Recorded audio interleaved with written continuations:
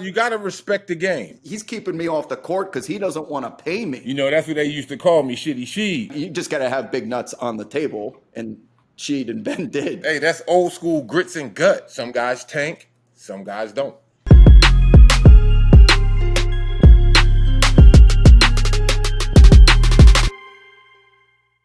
I like to take Sheed back in time. Uh-oh. Uh-oh.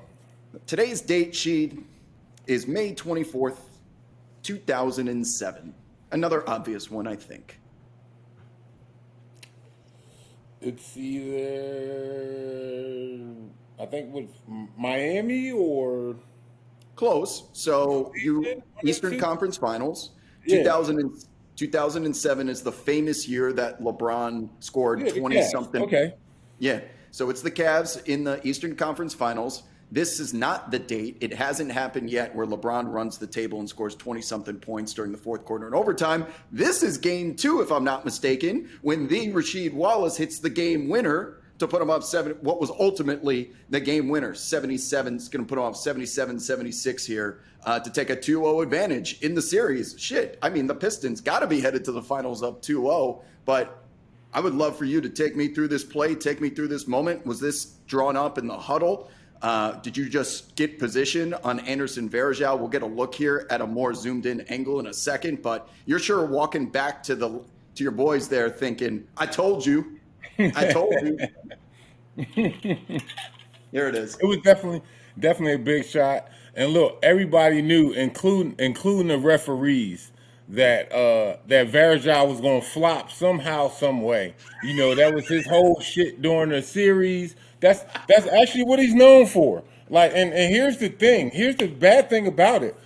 Andy Varejao, he's a pretty good player, but he lets that fucking flopping shit, you know, put an overcast on his actual game and some of the things he did, because I guarantee you the first thing, if you ask somebody, hey, what are your thoughts on Anderson Varejao? And they'll say, oh, flopper, and they'll remember the hair and, you know, doing all of this shit, and that's all they remember with it. But that was a great series right there, though, man. And, you know, it was a good game going back and forth. It reminded me of the old school days with the old school bad boys against, you know, the Mark Price and the Craig Elo and Ron Harper Cavs, you know, Brad Daugherty, you know, going back to that old inter-conference rivalry right there. That was some good basketball right there. Did you see what the score was? 76-75 at the end of the fourth quarter. That's like halftime score in 2023. Evolution of the game. It was a different era back then. Defense was played differently. The analytics, whatever you call it, it was almost a different sport. Now, before I move on, was that the primary option in the huddle? Like, did he say go down to the block sheet? Because you ran to that block as if everyone knew you were on the team, that's where you were headed. Yeah, it definitely was. You know, we were in the huddle, and that's the first thing Chauncey said was, hey, I'm coming to you. You know, we're only down 1. So we don't need to shoot no 3, you know, dealing with these analytics in today's game, you know, they would have been like, oh, the 3-pointer from the corner or the 3-pointer from the wing or this or that would have been a better shot. No, right there near the fucking bucket, yo. Come on. So Chauncey was like, hey, he was like, Shitty, we coming to you. You know, that's what they used to call me, Shitty Sheed. Well, that's what Chauncey used to call me, was Shitty Sheed, because, you know, from back in my days when I could jump, you know, dunking on cats and when I first got to Detroit. But he was like, hey, Shitty, we coming to you. So I was like, all right, bet. Shit, boom. And I'm glad. I think if somebody mentioned it to the referees, though, that watch the flop, because, you know, we all knew what Anderson Varejao was known for. Somebody was like, watch the flop. So, yes, I am posting up. And when I did post up, of course, you know, he throw it all back. And yes, it's a rhythm shot because we ain't had much time left. So it was a rhythm shot and boom, up and over in ball game. Do you have to be cognizant of that when you are establishing position in the post? Mm-hmm. It was officiated a lot differently in 2007 than it is today. But if you're going in advance to the referee saying, don't call the flop because I'm going to be fighting for position and he's going to exaggerate contact. So you don't want to extend your arm because that's always the easiest way for the referee to say offense, like there it is. I saw it. I got evidence. But for you, watching that play back, it's almost as if you went down there, used your hip and your butt to just kind of Yeah. stick it out a little bit, create a little bit of airspace, enough to put the ball, make sure it's on my left hand so that it's away from the defender and he can't reach, and then And in you can't rhythm, grab it. turn, Yep. face, fade, right? So Yeah, establishing definitely. position is a skill, is it not? Yeah, for sure. It's number one. It is because if you think about, look where I caught the ball at. It was closer to the basket. It wasn't. If you look at where a lot of cats post up now, it's damn near the 3-point line in the corner, damn near. But yeah, it's all on just the little key things. Now, the number one coming out of the huddle, yeah, somebody did mention, and a veteran will mention to the referee, like especially if they're known to be either a flopper or if they like to gamble or like not necessarily playing dirty, but if like like ref, watch for the the excessive elbow in the back, whatever the case that defender is known for. That's what that offensive player is going to mention. So yeah, mention to the ref, hey ref, watch the flopping, and you try to whisper it to him, whatever. Like, look, this ball coming at me. You know what I mean? Watch this flopping right here with this dude. You already know how it is. All right, let's go. Let's get it. All right, Chance, come on, let's go. You know what I'm saying? So it was cool though. But you definitely, for that veteran, you gotta mention that to the refs. You see it now. You've seen LeBron do it. You've seen KD do it. You've seen the veterans do it in the NBA, and it's nothing new. It's nothing different. It's just a sign that you're cognizant of the issue and the point at that time. No matter if it's the situation where okay, I know they about to foul me, or it's like okay, we got to get this last shot off, or whatever it is. Interesting. Despite the evolution of the game, still establishing position still is going to be a chess match between a Yes. defender that's trying to almost absorb your contact and get up on you like a parasite so that when you shrug them a little bit, the Marcus Smarts of the world, I mean, they're great defenders, but they exaggerate contact, and that's part of that's just the game that you play. So just getting an inbounds pass into someone sounds simple, but certain when the everything is that at that point in the game, if you will. Interesting, to say the least. So that is our moment in time with Rasheed. Now, we fast forward to present day, and we're towards approaching the end of the NBA regular season now.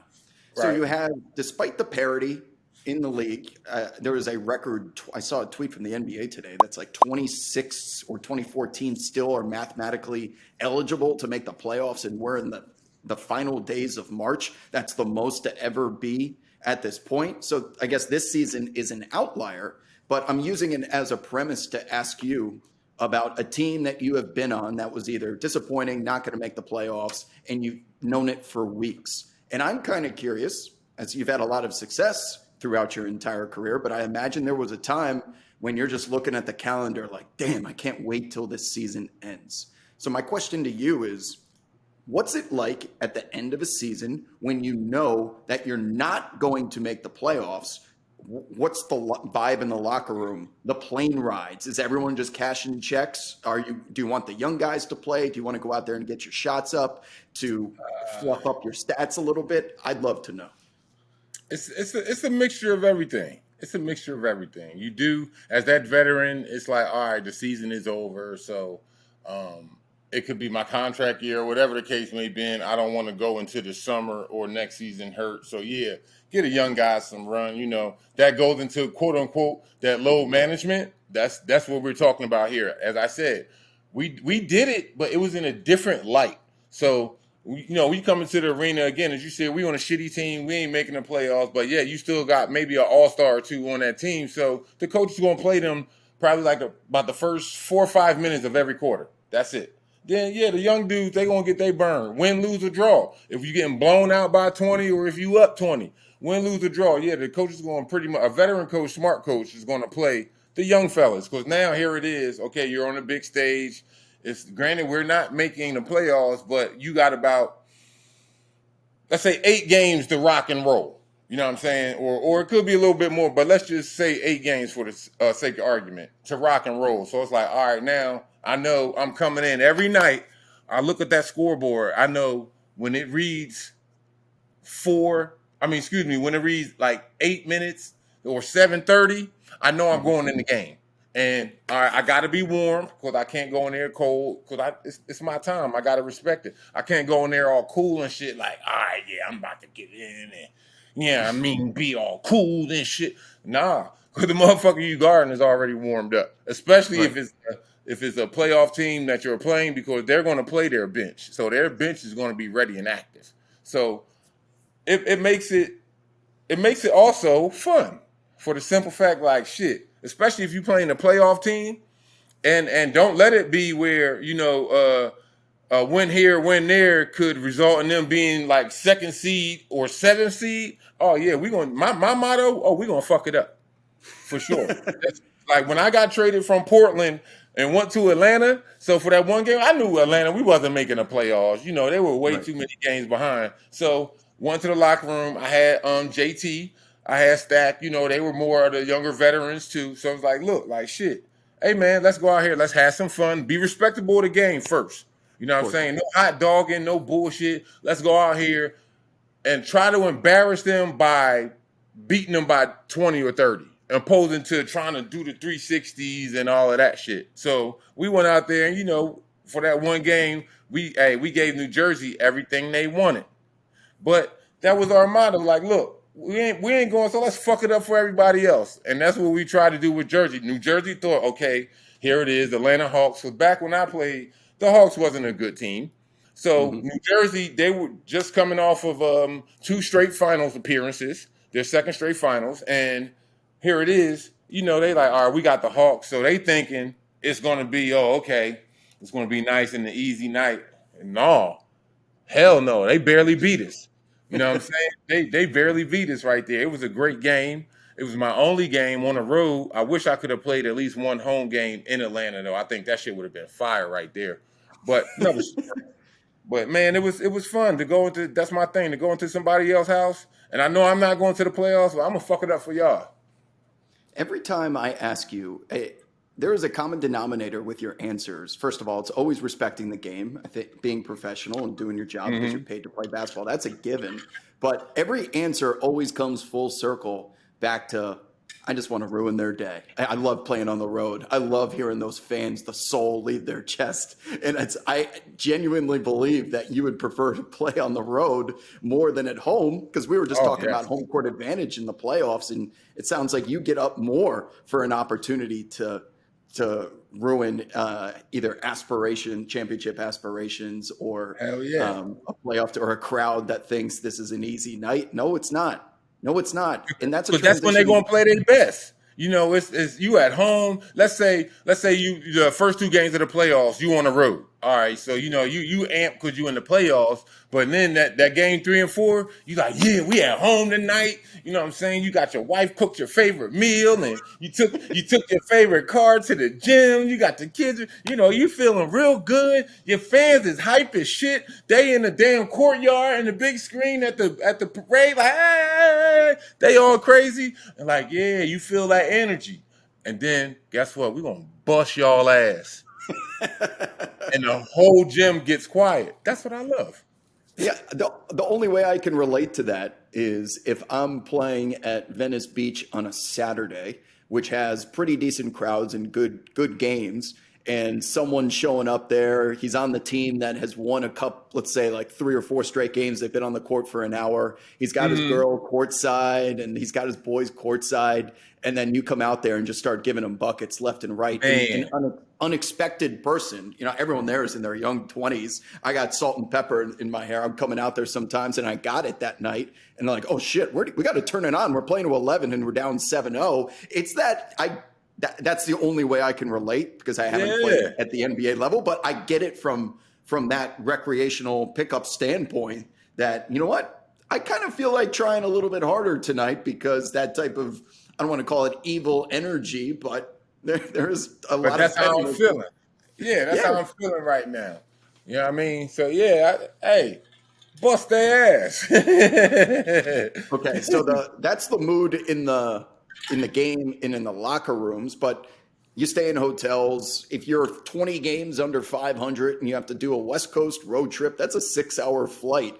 Are people grinding the X's and O's and the tape on the plane, or is it more we're throwing dice and cards because we're 20 games under 500? A little of both. A little of both. Oh, As I said, you got to respect the game. We're gonna watch that film. I don't care if we down. If we 30 games behind, and shoot, even Jesus Christ Himself, if He joined our team, wouldn't even help us. But no, you got to respect the game. So yeah, we still do our film. You know what I'm saying? You still go and do either team or individual film, whichever one. And when you work out, okay, practices, you won't really practice. It'll be more workouts. You know what I'm saying? Make sure you get your lift in, make sure you get your shots and stuff up. And you might play something like a little drill that we do that's like a 1-on-1, 2-on-2, 3-on-3. And then that's pretty much it right there. Because it's like, especially again, if you have an all-star two or some great young talent on your team, it's like, all right, we ain't gonna do too much in practice, but you would rather them go hard in the games. And it sounds nasty to say, but you would rather them get hurt in the games than in practice if you on a bullshit team. Because at least in the game, you know what I'm saying, you're going out there. But then you always gonna have the guys that be like, oh, why was he in the game anyway? The season's over. Then you know what I'm saying? Now he's hurt for next year. And so you never know what it could be with that, man. So that's a good segue into I guess a little bit deeper of a conversation regarding something that just happened an hour before we started filming, and the bigger scope topic, which is tanking versus, I guess, not tanking or having players get experience. I'm very team anti-tank for a couple of reasons. And when I say tanking, everyone watching this is thinking of the process 76ers. First of all, players, and Rasheed will back me up on this, players don't tank ever. All right. Players are playing for contracts. If they tank and they just, throw the ball out of bounds on purpose, they are essentially getting their team a high draft pick to be replaced by. So a lot of these guys on bad teams may be on 10 days or 2 ways or 1-year deals for not a whole, lot of money. And shit, it's got Sheed choked up that, you know what, if you go out there and tank, it doesn't make sense for the player. It makes more sense for the franchise, the fans, and the front office executives.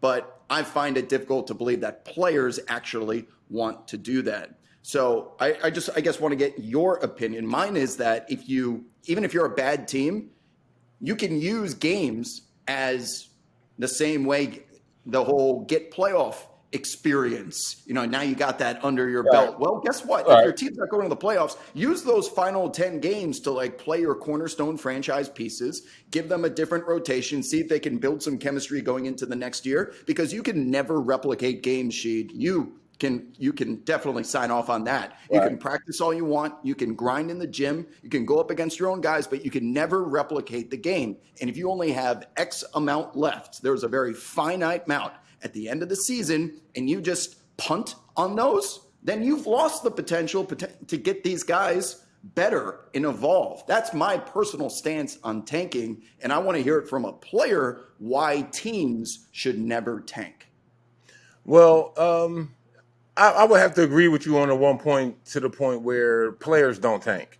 Because as you said, no matter what, shit, if I know, all right, let's just say I'm that selfish type of player, right? I'm on a shitty team, as we've been talking about. I'm 30 games out of the playoff spot. Fuck first place, the playoff spot, right?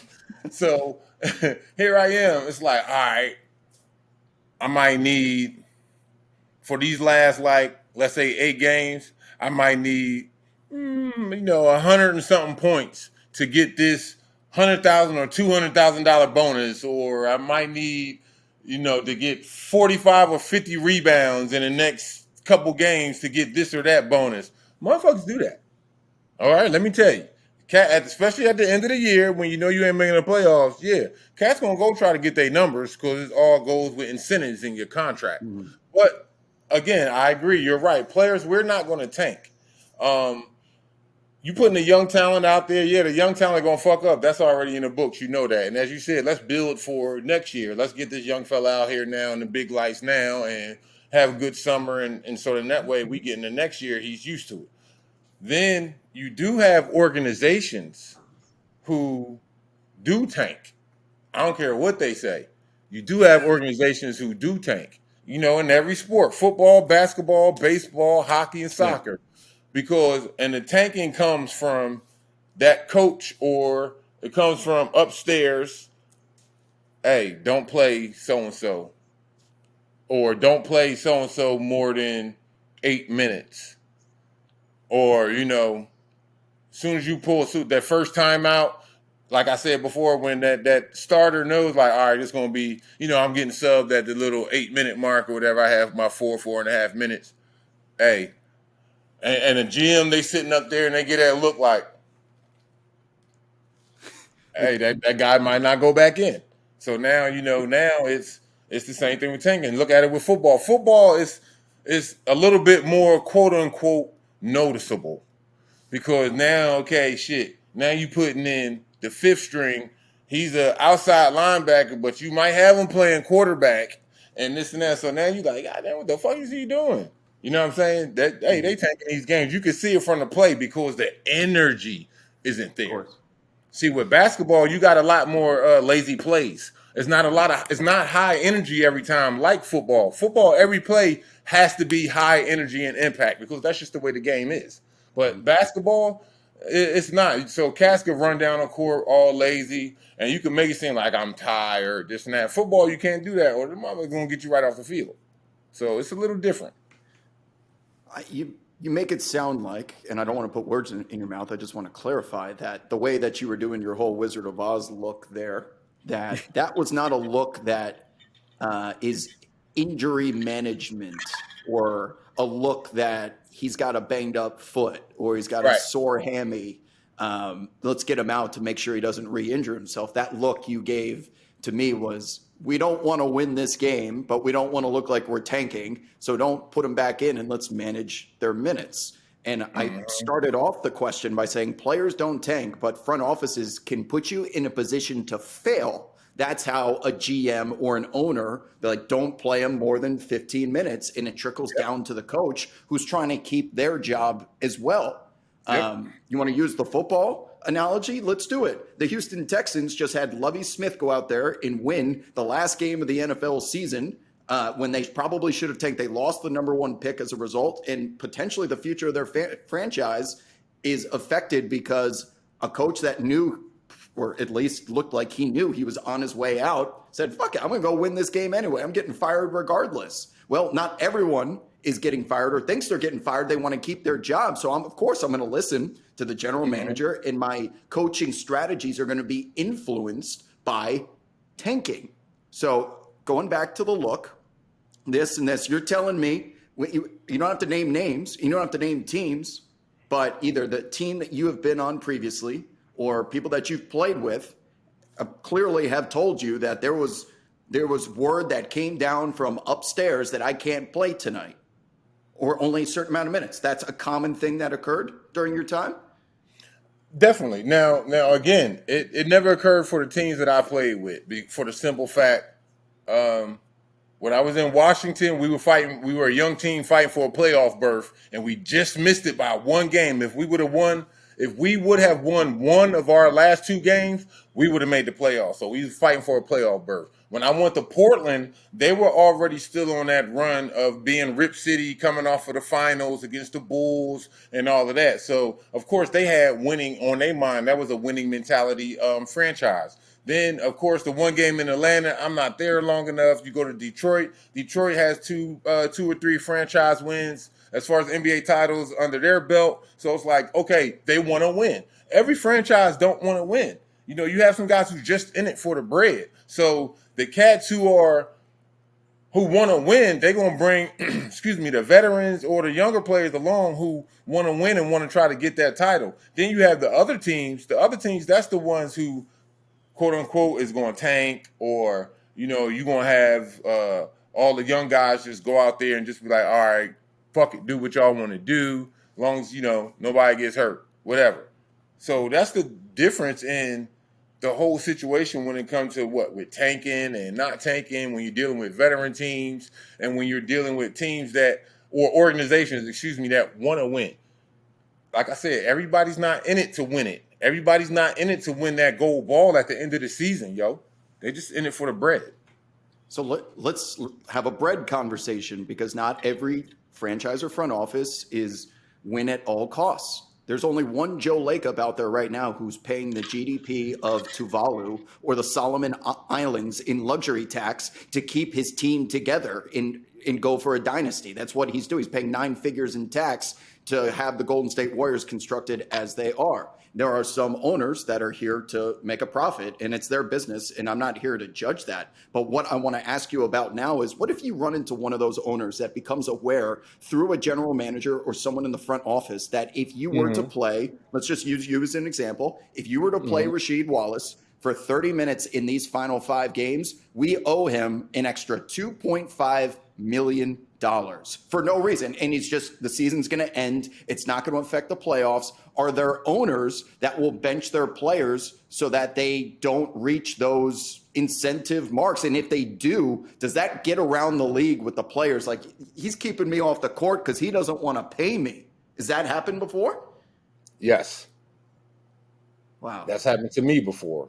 Yes. Wow. Well, not to that substantial amount of money, but if I would have made the All-Star game 3 years in a row, I think it was either 2001 or 2002. I can't remember. Whatever year the All-Star game was in Philly, beginning of that season, I was like, all right, All-Star game back at the crib, bet, let's get it. Oh, man, we're going to do this, going to do that, turn up in the city. You know what I'm saying? Set the city on fire, show how we do it. Playing, having a good year, no different from my previous years or nothing. And now my GM isn't pushing for me as he would before. You know what I'm saying? It's all favors because, it's like the GM, they got to, they call in the other GMs to get them votes like, hey, man, look, push my guy along for me, this or that. And, when you need it, I'll push your guy along. So if I would have made the All-Star game 3 years in a row, I would have got something like $750 or $1 million more in my contract as an incentive, but I ain't get it. I wasn't pushed for it by the GM at that time, and I ended up still going to the All-Star game, but to watch it as a fan, not to play in it though. But it's all part of the politics. I mean, it was shitty that it happened, but I mean, being grown and knowing the business, I understand it. I get it. You know what I'm saying? That part, you can't take it personal, but it's still fucked up. But you can't take it personal. That is, $1 million, especially for the money you guys were making back at the end of the 90s and 2000s. That's a lot. It may not be a lot for current contracts in the NBA with all the BRI and in the current that's basketball-related income as a part of this collective bargaining agreement. It's significantly more than it was back then. And I think everyone watching this, just to clarify, Sheed is not saying that the general manager didn't like him personally or other players. It was a money thing. But because if he were to get that incentive, the NBA being a hard cap professional league, it puts you even closer towards a cap. I don't know what the Bullets or the Blazers or the situation was at the time, but that's another $1 million, which you can't go out there and spend on a veterans minimum. So general managers are thinking, I might need that $1 million. I love Sheed, but I'm going to have to take this money out of the pocket to keep my flexibility to do my job. And while, Sheed should, because he's an employee, I guess, of the team, and you always want to do what's best for your team.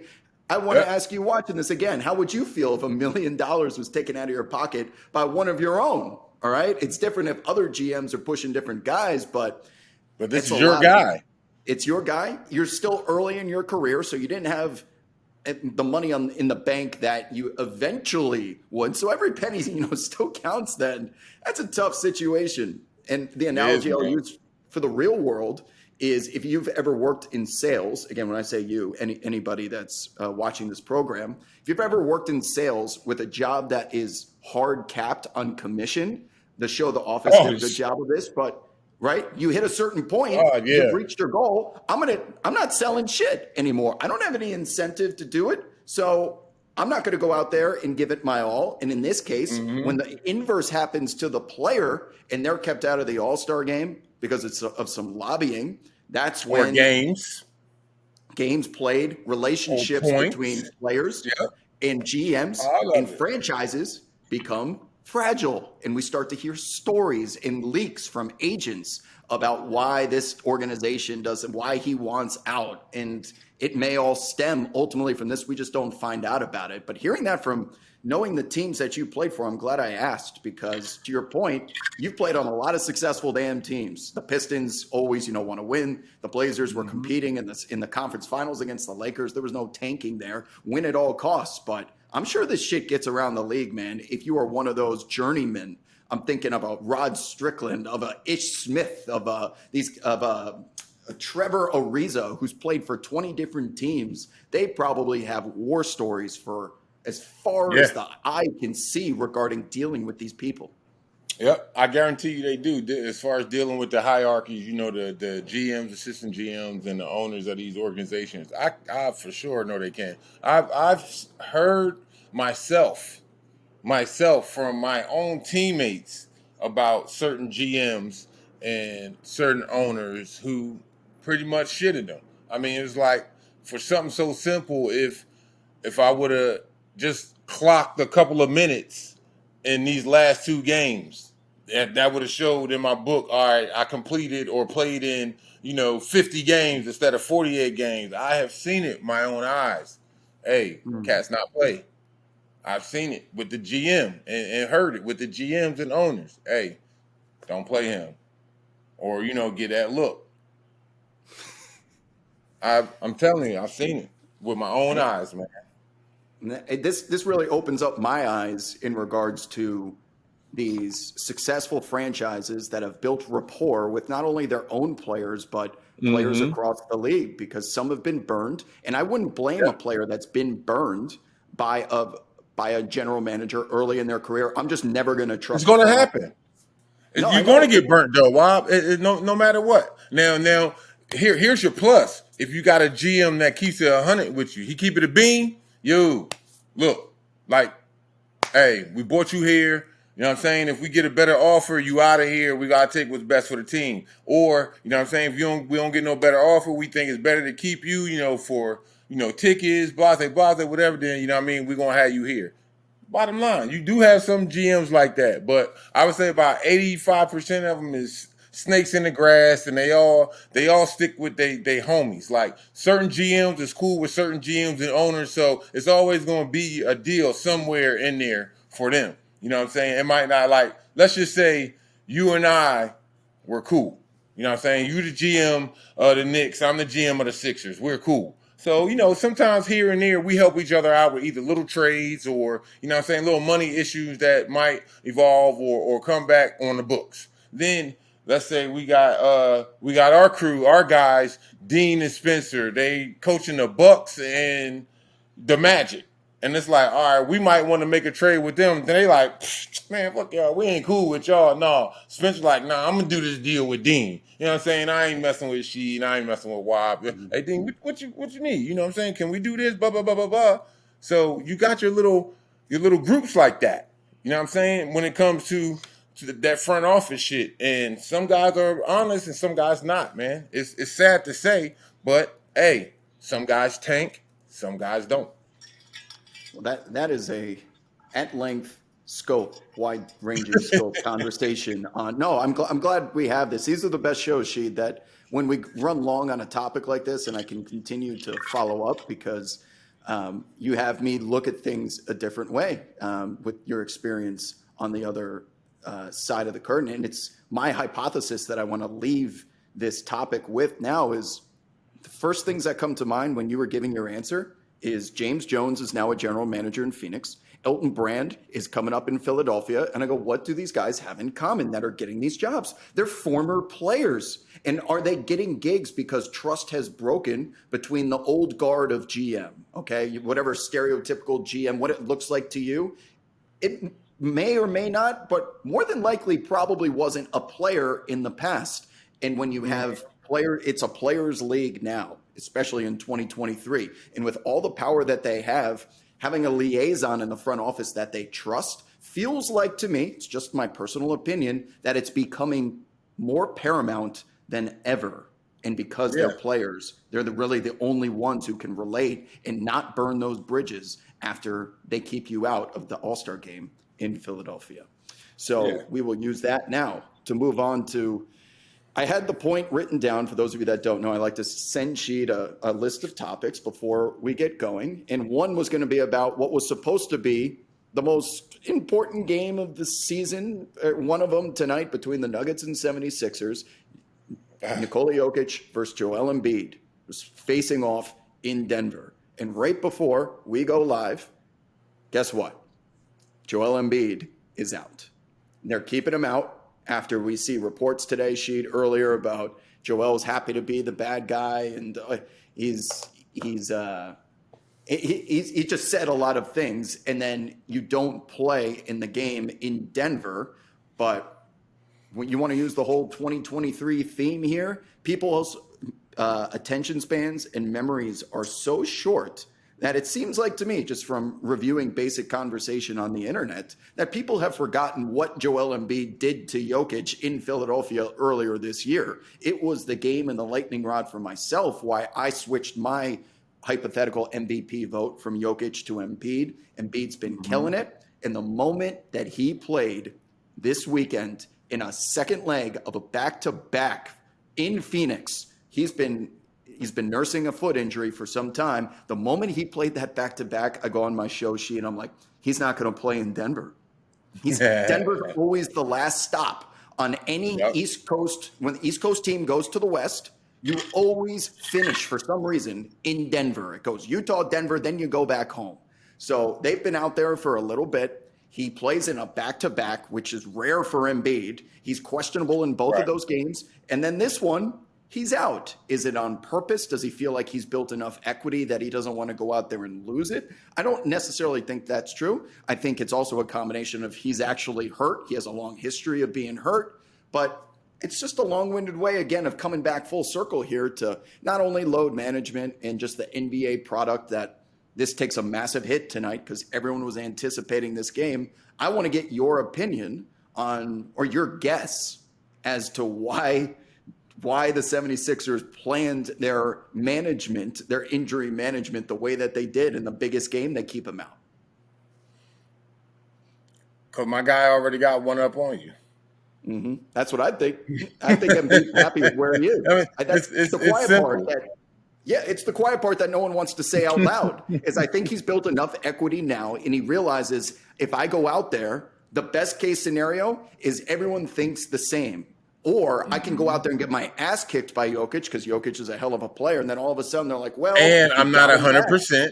Yep, that's that. They probably thinking that too. You know, I don't want to go out here and have this good battle with this other good center when, you know, I'm not 100%. I think it'd be like, let's just say they were in the finals. This was like one of the games in the finals. Yeah, Embiid gonna play.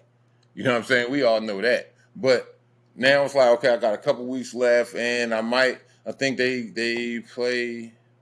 might play Milwaukee again, or somebody else who's going to be that stiff competition, possibly playoff competition. Now he's going to play.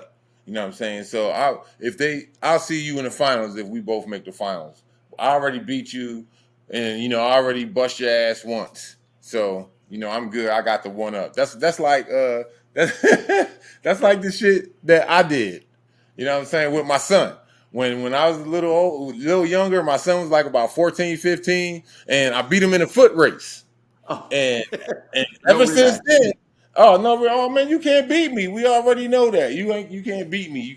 You're not better than me. So that could be a little bit of that with, you know what I'm saying, the Sixers are doing as well. Like, look, my guy is already leading the MVP race right here. I don't want to endanger that, you know, this and that. It could be. You never know, man. You never know. It's interesting to think about. I don't blame Embiid. Sure. I'm not one of those people like, oh, he's just ducking smoke. Like, Embiid has never been one to duck smoke. Yeah, I don't think it's that. He's built his whole brand on embracing smoke and being a troll. Like, no, he's not scared of anybody. He's as big and physical and dominant of a player as it gets. You think Shaq was ever ducking smoke back in the day? Like, no. Right. I refuse to believe that. So I think it's just more so a combination of, to your point, I've got the leg up on you. I can hold this against you in a court of law that I beat your ass in Philadelphia, the same way that Jokic came in last year, won the game in Philly, and that was a game that a lot of people said, you know what, that's the MVP, man. He doesn't want to give Jokic the opportunity to do that regardless, because the world's going to go on after this game is over, and people are going to forget that Embiid didn't play this game, but they will remember the time that he busted his ass. It's not that Jokic played bad, but Embiid won. So it's all politics. Came up with a W. Yeah, it's the MVP is as much politics as it is basketball itself. But wanted to ask your thoughts on that because I had a feeling, but I wanted to make sure we were aligned with our thought processes there. So, but while we're on the topic of big men, last night in Golden State, it'll be for those of you watching this in the future over the weekend. The Minnesota Timberwolves go into Golden State with Karl Anthony Towns, Anthony Edwards, the whole squad finally got back together. This was a playoff team last year. They made the biggest trade of the offseason. They went all in on this unorthodox strategy for 2023 to assemble Cat and Gobert together. They go in there, They beat the Warriors in really impressive fashion. They're still a 500 team. You are what your record says you are. But the question I want to get to you about is this is going to start to dig into more basketball, like X's and O's talk, film room stuff, that when Gobert and Cat were out this year, they have Naz Reid, this guy who is becoming one of my favorite players because he thinks he's Kyrie with his handles, and he has a nickname. I think it's called Big Jelly or something. Forgive me for butchering it. Dude, if you ever watch, for some reason you find yourself watching a Minnesota Timberwolves game, Naz Reid will ask to bring up the ball up the court, and no one's really playing difficult defense. And this dude will start just like dribbling behind his back, through his legs, and then when he's initiating offense, he'll do some just ridiculous shit for no reason, but his handles are so tight. And in addition to all of that, he has really blossomed as a full two-way NBA center that can drill threes at will. He is massive. He can play down on those blocks where I know you want him to be. He can do everything in between. He can protect the rim. He closes out possessions. And eventually, the season's going to end, and he's got to get paid. But the problem is they're giving $500 million something to Gobert and Cat. Is there going to be any room left? Probably not, to pay him and Anthony Edwards. So the best fit center on this team may ultimately walk. We'll have that conversation at a later time. The one I want to have with you right now is when you have a true center that in Gobert that has to dominate in the paint, really can't leave the paint to be efficient. You have Cat, who has developed skills to be outside in. One of the best three-point catch and shooters in the entire NBA when he's healthy. And he's still a massive dude who can dominate down low, but gives you that yin-yang dynamic, if you will. And then you have Naz Reid. So how do you, in an age in which we're seeing teams go pace and space, we're seeing small ball 5 with PJ Tucker going out there sometimes and being the 5 if you need him to be, that you trot these two guys out there. Can you give us a glimpse as to what you think the game plan is to make this efficient? Because you can just do it, but how do you make it efficient? They're definitely going to keep Anthony Edwards. We all know that. When it comes down to the money issue of re-signing, I already have my solid center, 3-time Defensive Player of the Year, and Rudy Gobert. I have my young upstart of a center/forward with Big Cat. And now it's like, what else do I need down there? I don't need another real backup center, because if I got a coach, I got my backup center and my starting center playing at the same time. Of course, you're going to give Cat more minutes than you do Gobert. So now Cat is going to play. He's going to start at the 4 and play some major minutes at the 4. But he's going to play also a couple minutes at the 5 when you bring these other dudes and maybe a smaller lineup in there. You know what I'm saying? So I hate to say it, but hey, he's expendable. So Nas is expendable. He could get traded. You know what I'm saying? They might not re-sign him back. It's like that. That's the same shit that happened to me. They just paid Juwan $105 million. They just paid C-Webb. Well, they were in talks of paying C-Webb. I think it was either 68 or 78 million for like 2 or 3 years. And here come my young dumb rookie ass. Man, we ain't all right. We're gonna throw his ass in this deal to make the pot sweeter. You know what I'm saying? Yeah, he can play. Yeah, he's a good rookie. He was our first round draft pick. You know, fourth in the draft. But it's a money issue, as we was talking about earlier. Mhm. It's a money issue now. I can't pay all three of them. So get him out of here. And we need a point guard too. Let's ship him out of here. And for those out there that are interested in the actual like motion of an offense, I didn't include it in the original question because I was kind of curious if you would deliver it yourself, but you played alongside Ben Wallace. And while Yes. the NBA back in the day was much more half court set, there weren't as many threes, and traditional 4 and 5 were on the floor at the same time. Again, you really did break the mold there as a 4 that could stretch the floor. So Ben Wallace, God bless his soul, Hall of Famer. If he had the ball outside of 6 feet, I'm not guarding him because that's just not what he does. And Right. Gobert, okay, so Gobert outside of a certain little perimeter there is not going to deem the respect of a defense. As a result, you start to see people cheating off of you, those dare shots you always allude to, Yep. clogging up the paint. So you made it work to the point of a championship with a guy who was, I don't want to call him a liability on offense, but no one was scared of Ben Wallace's bag. Yet, your presence out there and being a big man was complementary to what he brought. So how can Cat be complementary to Gobert? We know he's Defensive Player of the Year 3 times. We know he's going to go down as one of those Ben Wallace types. But how can they find that same chemistry that you and Ben Wallace had? Well, here it is. With me and Ben, first, Ben held his own. No, he wasn't the best offensive scorer, but guess what you had to do with Ben? Keep him off the offensive boards because he gonna go get that motherfucking rebound. And then let's look at it the same thing with Gobert. You know, you have a couple of plays. You know, you got to throw a dog a bone. So Gobert gets a couple of plays, but if I need a key bucket or if it came down the last play of the game, no, I'm not going to go. I'm going to Cat. I ain't going to Gobert. And so for them, they can play, they can get along with simple basketball, high low, you know, because shit, if I'm Cat, of course, Cat has the better jump shot. He's on the perimeter. He could be coming down as the last man in secondary, the swing man. So now I got the other big man away from me. And the way that they play is 4 out and 1 in. So now look, they can't double. So that high low, when it swing back, my first look is like this. I'm looking down to Gobert. If I ain't got it, then I'm swinging it across and, you know, running the offense. But they can run that high-low game for them to be successful because who are they going to match up against, or excuse me, who are they going to go against, play against in the playoffs that has both a 7-foot center and a 7-foot power forward? You know what I'm saying? So that's their advantage. They have to take advantage of that high-low game for either one. You know, if Gobert's coming down and he's in secondary, same thing. Same thing. Look, hey, I'm gonna look to see if I see Cat. I don't see Cat. Then let me move this ball.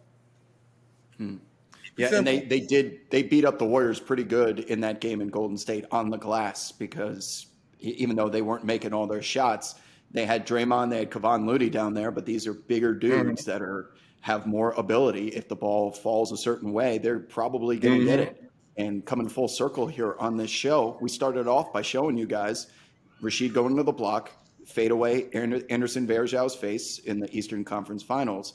That play was not designed for Ben Wallace, but what you didn't see in that highlight, he's probably crashing the glass. And if Sheed were to miss that and the complementary pieces in place, well, guess what? Your value on the offensive side doesn't require you to hit a fadeaway like Rasheed was asked to.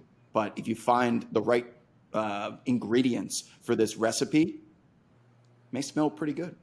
That's my analogy to top off this point. So, all right, we'll keep an eye on the Wolves and that dynamic there, just because I think it is so similar to the Ben Wallace and Rasheed Pistons days, and we'll see. You know what? Ultimately, they're going to have to put their nuts on the table. I mean, that's something At some we haven't point. said yet, right? I mean, you just got to have big nuts on the table, and Sheed and Ben did. We haven't seen it from Cat and Gobert in a minute, but they have time to prove that. As always, we like to end every program. Maybe Ben Wallace is the answer to this question, but this is the portion of the show that we call Respect the game. It is an opportunity for Rasheed to enlighten and educate all of you on a player that either you haven't heard that name in a really long time or may have no clue he even existed in the first place. So without further ado, is there someone out there in the world that Rasheed wants to tip the hat to today? Yeah. Today's Respect the Game player comes with a heavy heart.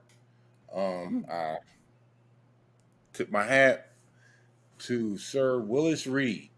Oh, yes. Mr. New York Knickerbocker himself. 1964 Rookie of the Year. He's a two-time NBA champion and two times final MVP. You know, that's a distinct club right there in itself. Only very few guys got in there. A seven-time All-Star, top NBA 50. He's definitely in that half. He's one of the greatest guards or greatest big men to play guard / forward in his heyday. And I think he has one of the greatest moments, in sports. NBA history, in sports history, where he's playing in that championship series. I think it's against the Lakers, and boom, he goes down, he busts his knee, and everybody stands up like damn, it's over for us now. It's like we're gonna lose this, and then all of a sudden you hear the cheer. And like you said, the announcer, and here comes Reed out the locker room. Oh my gosh! And he coming with that little limp. He went out there, bust ass, played, and got that chip. Like, yo, I mean, that's one of the, and it may seem simple to everybody out there, but you got to think about it at that time. You know, it was probably a career-ending injury. Or could have been going towards a career-ending injury. He could have had a torn MCL, ACL, or PCL. We don't know. But man, that's old school grits and gut. He went out there with an ace bandage, not no knee sleeve. He wrapped that ace bandage, and got it up there on that knee and went out there and balled. You know what I'm saying? That's mad respect right there. Got that Mr. Miyagi treatment. That's how they. I don't even know if they had MRI machines back in when Willis Reed was playing. He could have had a torn. I don't think they did. No. They just feel around. It feels okay. And above all, Willis Reed, in addition to all those accolades in which you listed, the one that was missing is still to this day in 2023 cultural relevance. That you hear him in some rap songs sometimes coming out of the tunnel like Willis Reed, or you see a meme on the internet and it's here comes Reed out of the tunnel. And still, it's a simple thing coming back from an injury like that, but to have staying power and the respect of someone like yourself, the fans, the front office, there's a reason why the tributes continue to pour in. Hell yeah, one of the greatest moments in sports today. You know what? I put that up there. With Kirk Douglas. Yankee. Kirk Gibson. Yeah, I was going to say that. I'm sorry. Yeah, Kirk Gibson. Yankee. What I just saw. Yeah. Yep. Yes. Yep. Damn, I said Kirk Douglas. Huh? Like the actor's going to play baseball. Hey, my bad, y'all. On that note, this is a good point to let you all know this is the end of the show, but we will be back same time, same place next week. For Roscoe, yes, sir. Rob Perez, Worldwide Wild. We will see you guys on the timeline.